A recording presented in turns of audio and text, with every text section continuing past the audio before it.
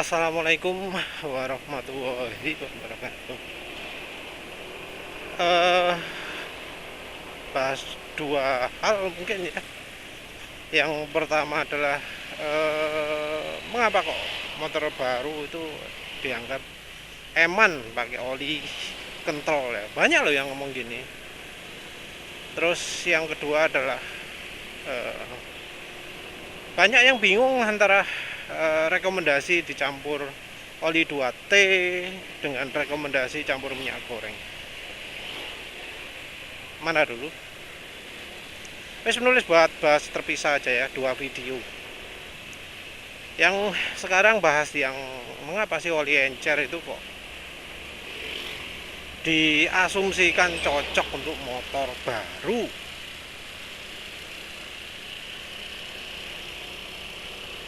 Uh, kita ngomong motor ya, kita nggak ngomong mobil karena mobil ya sudah beberapa kali testimoni emang butuhnya oli yang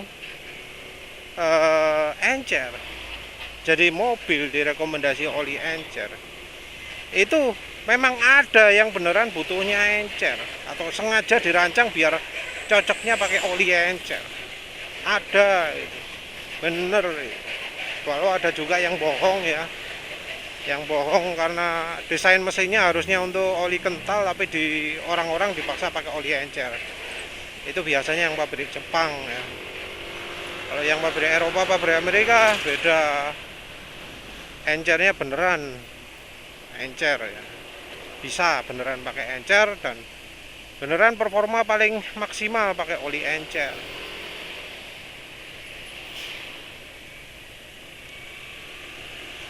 Tapi kita bicara motor ya, motor. Kita nggak bicara mobil. Sebenarnya ya, kalau ngomong komponen-komponen, kalau ngomong encer-encer gitu. Yang pertama harus ketahui adalah encer kental itu tergantung suhu sekitar. Suhu mesin, suhu panas ruang oli. Penting loh ini memperhatikan. Karena apa? Selisih kira-kira penulis kasih contoh lah ya, yang pernah nulis bahas sebelumnya bahwa ya oli kental pun bakal jadi encer di suhu tertentu. Kalau misalnya suhu ruang olinya 60 derajat ya, itu pakai 10W40. Ini penulis ngomong contohnya yang ada di Jepang aja lah. Jadi anggap asumsi ya, di Jepang itu di musim biasa lah ya, musim semi lah, itu suhu normalnya 20 derajat. Anggap suhu olinya motor ya, anggap suhunya 60 derajat.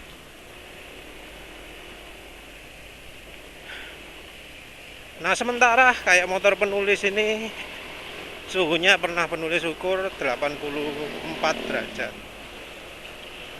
Kalau pakai oli yang sama,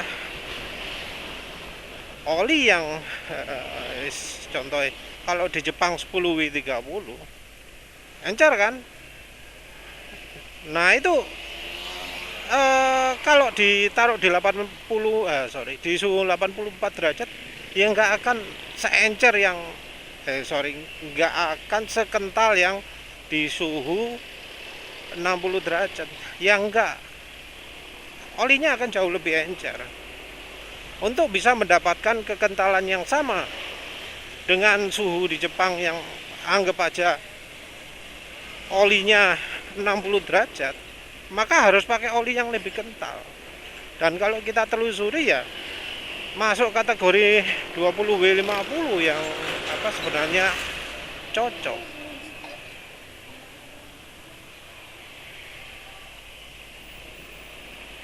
Kalau pakai 10W30 nggak bisa terlalu encer karena ya suhu mesinnya beda.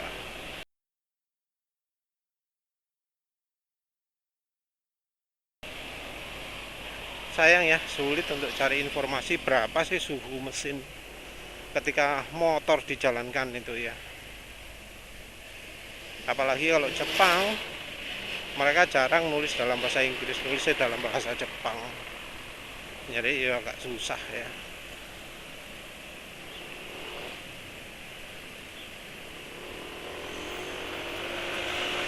Tapi kira-kira perbandingannya seperti itulah. Oli itu kalau makin panas ya makin encer. Untuk mendapatkan kekentalan yang sama di suhu yang lebih panas, ya olinya harus lebih kental. Dari SAE grade-nya itu harus lebih kental. Itu satu. Yang kedua adalah dari sisi apa jenenge? Dari sisi performa. Sebenarnya tahu dari mana sih oli itu terlalu encer atau terlalu kental itu? Kalau dari pabrikan itu ngukur dari performa. Karena ya oli yang terlalu kental ya jelas akan menghambat performa. Kenapa kok menghambat performa? Abot, kental soalnya hambatan lebih besar. Nah, tapi jangan salah, oli yang terlalu encer pun bisa mengurangi performa. Loh, kok bisa? Karena olinya jadi tidak bisa mencegah gesekan. Mencegah gesekan loh ya. Kita nggak ngomong soal aditif. Aditif oli itu namanya anti gesek ya. Anti aus ya. Namanya bukan anti gesek ya, namanya anti aus ya. Nama officialnya, nama resminya kan anti wear toh. Anti wear itu artinya anti aus. Mengapa disebut anti aus? Karena itu sudah terjadi gesekan. Jadi gesekan sudah terjadi. Nah, fungsi aditif itu adalah untuk mencegah ausnya terjadi. Jadi aditif anti aus yang ada di oli-oli itu ya, namanya bukan anti gesek tapi anti aus ya, maaf. Kalau nggak percaya lihat aja lah ya. Kalau di bungkus-bungkus oli itu yang disebut adalah anti aus, bukan anti gesek. Aditif anti aus itu adalah mengurangi resiko aus ketika gesekan sudah terjadi. Perhatikan ya, ada dua tahap. Yang satu itu gesekan belum terjadi, yang kedua adalah gesekan sudah terjadi. Anti aus itu adalah mengurangi aus kalau sudah terjadi gesekan. Dan fungsi oli, bahan oli, kekentalan itu adalah mencegah terjadinya gesekan. Ojo sampai ono gesekan. Dan fungsi ini tidak bisa digantikan oleh aditif anti aus karena ya aditif anti aus itu bisanya mencegah terjadinya aus kalau sudah ada gesekan. Mencegah gesekan itu sulit. Dan nggak ada ya ukuran standar uji oli yang bisa mengukur anti gesek ini karena ya di beda mesin beda. Itu yang bikin sulit. Ada titik ideal di mana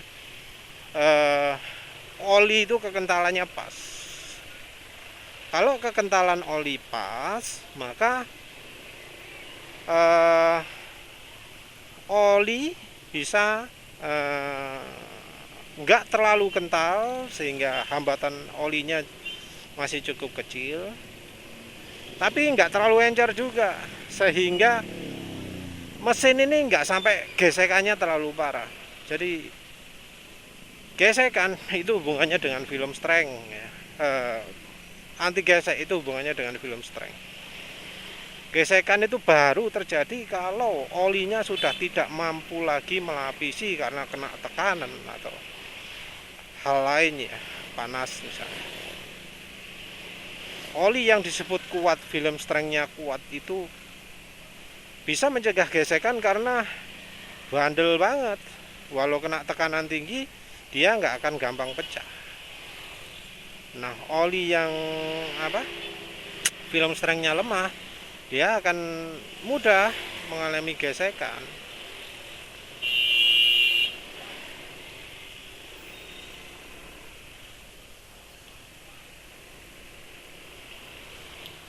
Ya, prinsipnya itulah.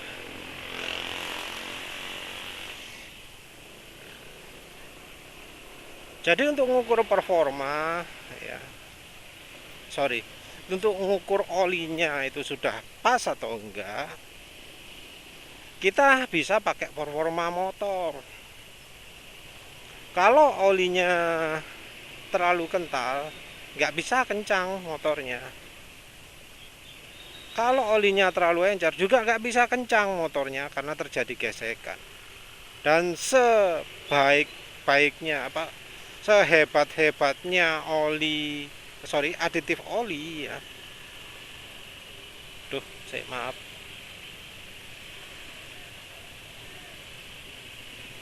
Sehebat-hebatnya aditif oli,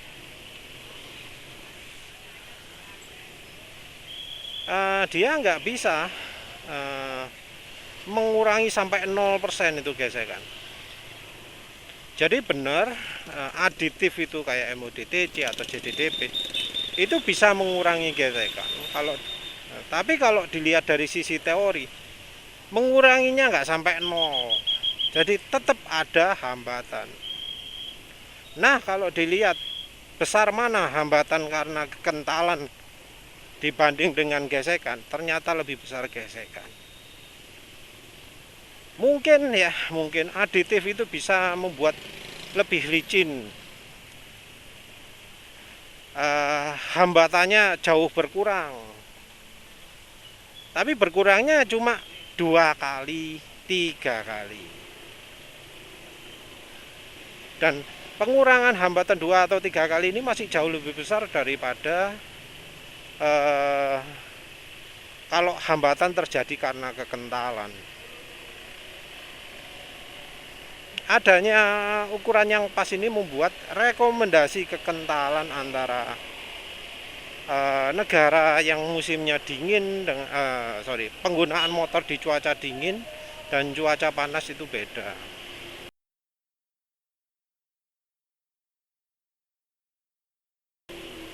Mungkin ada yang namanya viscosity index improver, membuat kekentalan itu variasinya tidak terlalu banyak. Jadi kalau dingin nggak terlalu kental, kalau panas nggak terlalu encer. Memang ada teknologi itu, tapi masalahnya membawa komplikasi juga. Aditif yang namanya viscosity index improver ini membuat oli cepat encer ketika dipakai, ketika kena kocokan-kocokan. Jadi itu kelemahan utamanya viscosity index improver. Kalau misalnya kekentalan bisa tetap stabil ketika kena RPM tinggi, maka ya oli itu bakal adu VI terus, adu viscosity index improver. Tapi ya nyatanya enggak. Nyatanya masih tetap terjadi terjadi perubahan kekentalan. Makanya khusus untuk oli kendaraan alat berat, kan olinya itu sekarang musimnya masih 15W40 ya. Kenapa seperti itu? Karena ya mereka nggak nyari viscosity index tinggi, tapi mencari oli yang tahan dipakai untuk lama. Lebih penting kekentalannya terjaga daripada bikin oli yang kekentalannya stabil.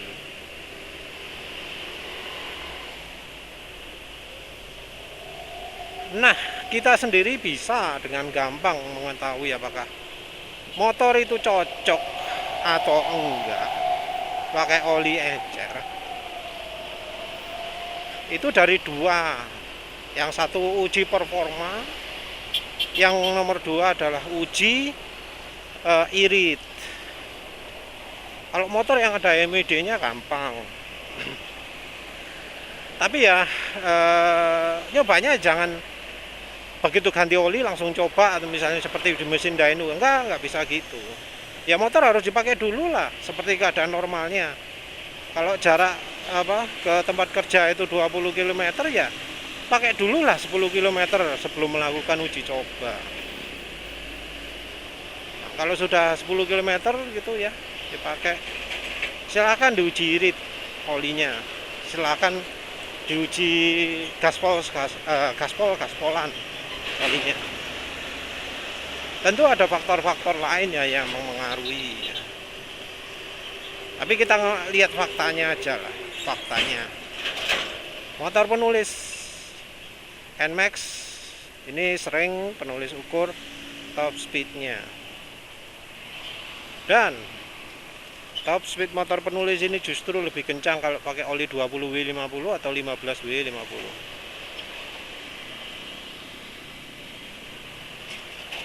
Jadi kalau olinya 15W50 itu bisa kencang 113 km per jam.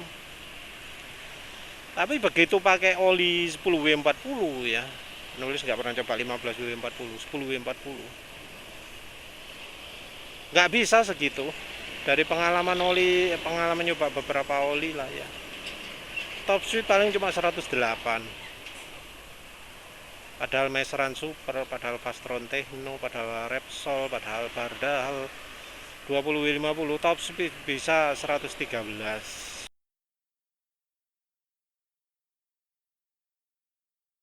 Pakai Amsoil 5W50 malah bisa 115. Ini kalau duduk normal lawan angin ya.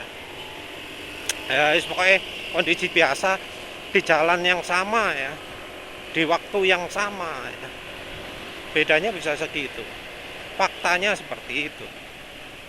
Mengharapkan penulis pakai oli 10W30 enggak bisa lah. Lawang yang 10W40 aja sudah lebih lambat, apalagi kalau pakai 10W30. Ya enggak lah. Jadi paling gampang ya dari sisi performa. Wah, Suzuki Satria, tapi suspensi belakangnya wis rusak. Satria 120R, penulis pingin punya motor itu. Seneng suaranya soalnya. Tahu enggak? Honda Jepang itu menentukan oli 10W30 sebagai oli terbaik itu caranya gimana? Dia ngukur top speed.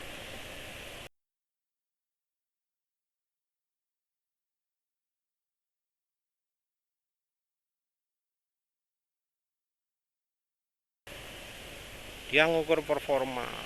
Motor disuruh pakai oli dikasih oli 10W30, yang satunya 10W40. Diadu top speednya, yang lebih kencang ternyata yang 10W30, dan akhirnya diputuskan seluruh dunia harus pakai 10W30 karena memberikan performa yang lebih baik.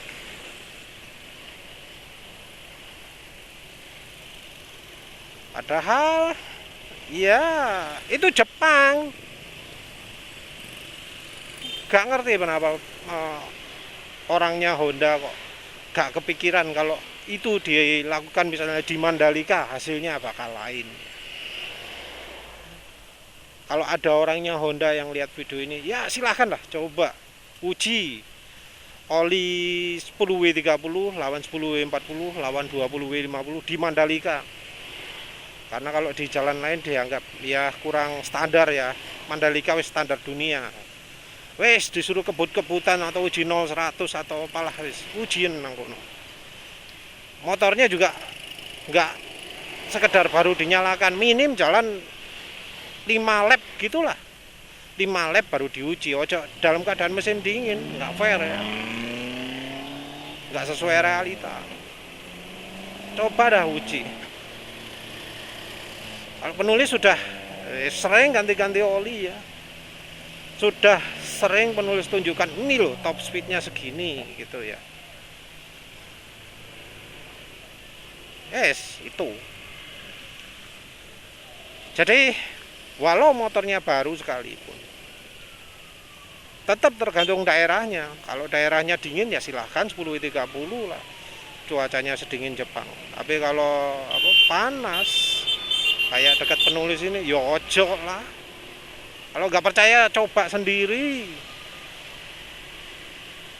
Kalau motornya masih baru nggak berani pakai top speed, ya pakai MID lah, jalan kecepatan konstan gitu, MID di reset, terus jalan kira-kira 2 km kecepatan konstan berapa, 40 atau 50, lihatan dapat berapa, terus ganti oli yang lebih kental, lihatan dapat berapa. Kalau pakai 20W50 ternyata lebih irit, ya silakan pakai 20W50. Kalau 10W40 ternyata nggak beda, ya coba tingkatkan lagi jadi 20W50. Ya wes, begitu saja. Terima kasih sudah menonton. Assalamualaikum warahmatullahi wabarakatuh.